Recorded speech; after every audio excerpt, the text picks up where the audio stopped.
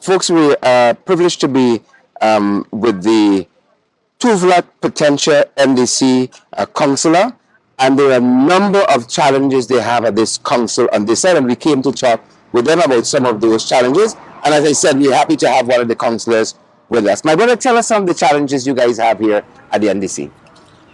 Sure, the first challenge that we have in is the chairperson. He seems to be a lord and a god over everything. Whatever he says, wants it to be, it must be carried out. He's not taking people's advice. And the other part of it is that he does things arbitrarily. That whatever, we have a council that has a works committee. He bypasses the works committee and give work to his friends.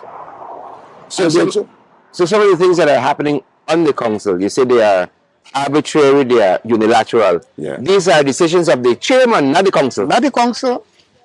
Not the council. The chairman himself does these things. As a matter of fact, he put a price to everything. He fixed the prices for the different works that he gives out to his friends. How will he fixes the prices? There isn't like an engineer's estimate? He might have an engineer estimate written by I don't know who. But then that engineer estimate would have a price. Let's say, for instance, you have an engineer estimate for the crusher run that is over the road. And that is just a one-line engineer estimate. And it's $28,000 a ton for the crusher run. And we have said at our statutory meeting, it must be first grade crusher run. And what I'm seeing there is like a quarry cleaning. It's not a first grade crusher run. It's a quarry cleaning. And crusher run goes about $14,000. First grade, $40,000 a ton. And that is $28,000 a ton. So you can just imagine it. $997,500. We pay for 35 tons of quarry cleaning, not crusher run. We're talking about this crusher run project and issue. Is that is that a consistent thing with different projects? He's doing his own thing. The cost is a concern to the council.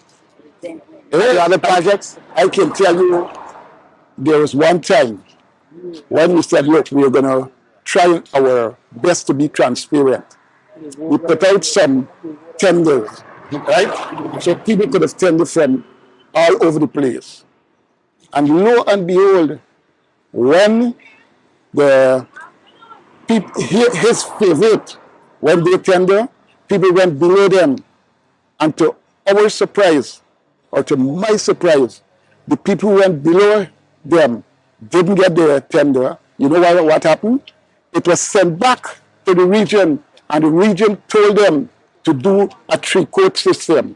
As a matter of fact, what we're doing is that tendering. There's a three-coat system all the time. So that this man Beer, his son, his ex-son, his son-in-law, and probably his nephew.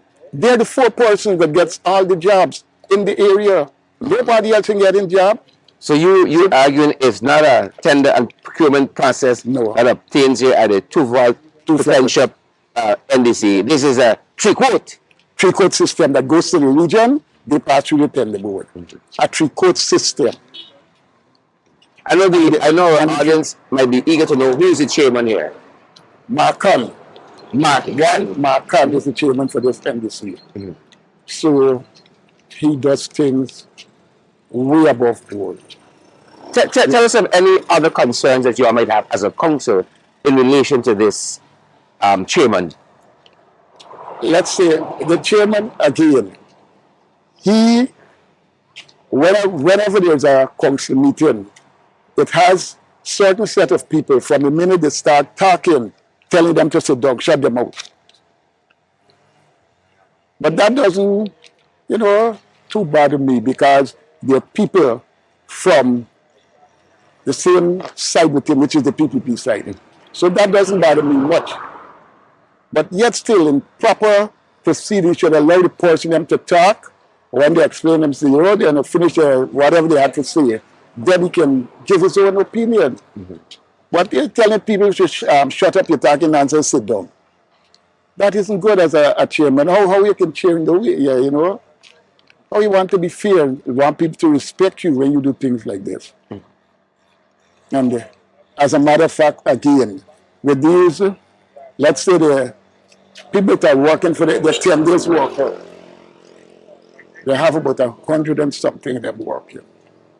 And of the set, you don't have about 20 persons looking like me in the 10 days work, they with the $40,000 a month. You got 20 looking like me.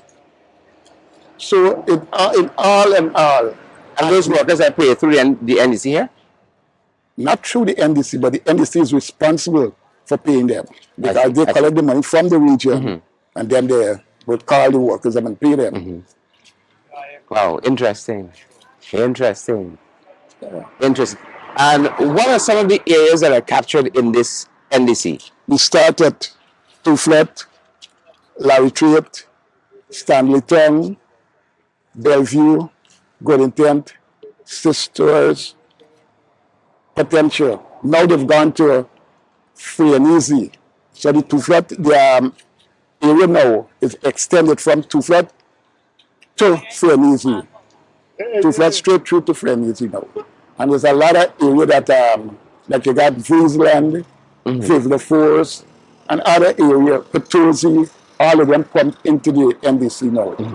And you're saying, based on all of that, the 40-day workers, they're looking like the catchment area. No, they're looking like the catchment area. Interesting, interesting. So we have another resident here of Toevlugt Potentia, the NDC, and he has some concerns of his own. Okay, good afternoon, first of all. What I would like to know is that I live in here 38 years now, knowing that the village office keep events. All of a sudden, one resident in this village stop all the events from keeping. Why is it? If you go around, could ask anybody if anything affect them, they say no. But just one man stating that he has the power, so he can use it, and he can show people that nothing can keep at the NDC office. That's the one. And next thing, if they decide to go keep activity at somewhere else, normally you pay $3,000 for a village permit. The chairman raised it from $3,000 to $20,000. Why is it? How youth going to survive if you keep out youth a fundraising or something? Normally you use the NDC to do it, can't do it now. Oh, you're still right because you're stepping out of the shot. So you can't use NDC for do nothing. Normally my guy is emancipation thing, all them thing. What do you think that is happening? Well, on my behalf, I question it and never get the answer. Up to now. So a lot of the activities the village used to have, or the village used to have, all that has stopped now. Yeah, for the past year or so, just after the COVID. And they've never stated why. And they said one reason why they're not renting nobody the place is because one man keep complaining that the music affects him. That sounds interesting. And if you check it, when this place rent, you pay $30,000. That is money going into the NDC, could do things in the community. You said one man decided to use the power that he has. Because he What does that mean? He started work at Freedom House. Oh. And he said that the music affects him. So what will other people, how can affecting no other resident? Just you alone. Very interesting indeed. Okay, now, right here our business. If you have a little funeral, you can't even play your music. Let's say you play it after hours, you play it moderate. Nothing can go on. Why? The NDC has Well, Like for that? they got business places. No. The NDC gives permission for that. I thought it's the Yeah. police. The NDC is the first permission you get is from the NDC. Now we used to pay 3,000. And just because of this man saying the music affecting you, the chairman raised the normal village permit from 3,000 to 20,000. On his own? Well, I can't say. Well, as the councillor say, as thing on his own, he raised it that way. When you pay $20,000 to the NDC, the police permit is 25,000. We're getting 2 police officers to work on the event. You look at it, nobody in working for the NDC, but you're paying 20,000 for what? What's the reason for paying 20,000? It just jumped from 3,000 straight to 20,000. If you go Barkerville NDC, it's 1,500. Unilaterally, is that one of the only fees that is raised, or they got other fees that have increased Well, unilaterally? I can't even say about the other one, but as a young promoter, that's what my young promoters free wasted. From 3,000 to 20,000. That's a big jump. That's a big jump. Thank you so much for sharing that with us. Okay. Thank you. I got a concern. The street that I'm living in, that's a big road. Then they said I'm gonna do the street where they ain't none. They said I'm gonna make a bridge. But 5 years now, you gotta know, so the school next to the Bengong, in front of the Bengong, they said I'm gonna make the bridge so the children get easy access to get to school. Up to now, no bridge I'm making, no road I'm doing nothing. I know what they're really doing. If you see this hole, I got a motorcycle and all the clothes break up. Deep hole, like pan. And what were the promises? And them promises was to do the bridge, but 5 years now they can't do nothing. 5 years now. And the road, they bypassing the road, going and do other people's road. And then doing the road where you live in. If they come through there, you see this old size new motorbike break up, all the clothes. It's looking terrible, they're in a terrible stage. And that's a direct result of the bad roads. Yeah, the bad road. And then the bridge, they got the children, them, that instead of they walk on the big road, they can walk on the street and reach to school easier. 5 years now, and then they do instead of a date and then every day. All right, sir. Thank you very much for sharing those thoughts with us. Yeah. Thank you.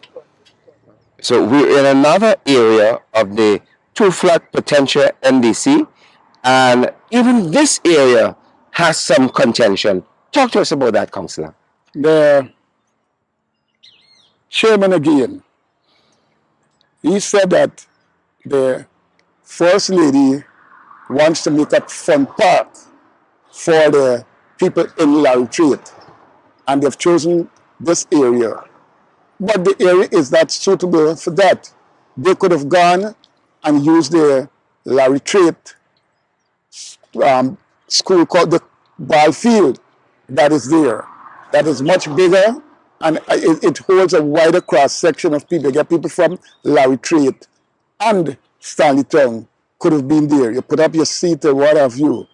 But to my mind, again, it is a project that has a lot of controversies in the sense that if you look at it from the back, it's on the side of the main drainage trench. And while, let's say, to the coker, while you're going down there, if the trench should be silted up and they finish with this park, what is going to happen? How they're going to do the dredging, how they're going to do the excavating of the mud or slit from the place. But it's all, I would look at it as a political ploy, hoping to win votes for the upcoming local government election. Again, this project cost $950,000. Just to excavate some dirt. About 8 inches. 8 inches to this length. And they didn't actually move with the dirt because people from the region, the Public Works Ministry, the Sea Defense, they came and they packed the dirt in the bags and they took them away. So just to do this kind of excavation, it costs $950,000. And so, way at the back, they have another project that the council has to foot the bills. And that is at $976,000. What's happening there? The bill a culvert across the dam to get water from that trench over there to the other drainage trench. Wow. Which a lot of issues there. You know, we've come into the Toevlugt Potentia NDC. We've seen an area where the road has been completely broken up. We're told that that was done because heavy-duty machinery was moving through that street to build a bridge for one person. At the back. And again, the bridge was built mostly for the beer again. Because of his family, he has a house there, he has a land there, and his brother lives there now. So they're just doing things in the area where this man is living, where he controls. And the street has not been repaired since those trucks went through there.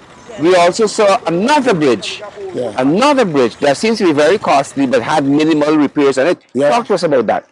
It is the footpath bridge that joins the two sections in good intent.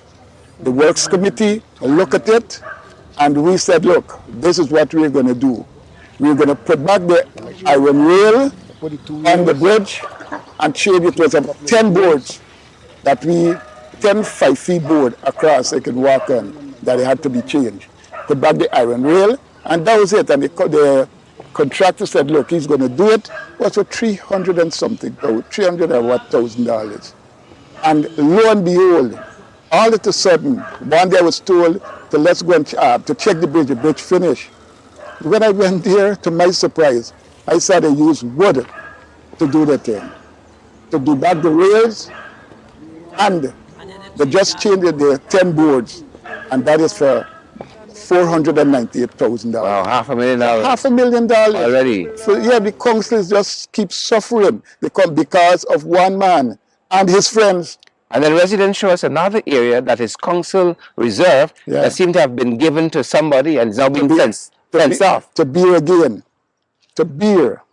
Nice time for beer. Nice time for beer in the Toevlugt Potential Friendly's area. Yeah. Nice time for beer in this area. Everything he's getting to do, all the work that comes from the council, that he got a massive stretch of land that could have had some kind of, I think the children would go there on the Easter Monday. The children in the sisters area would go there and fly their kites and everything. Now, he has fenced around. They cannot go there any longer. Wow, interesting. It is interesting. Interesting developments here. Thank you so much again, Councillor, for sharing your thoughts with us on what's happening here in the NDC.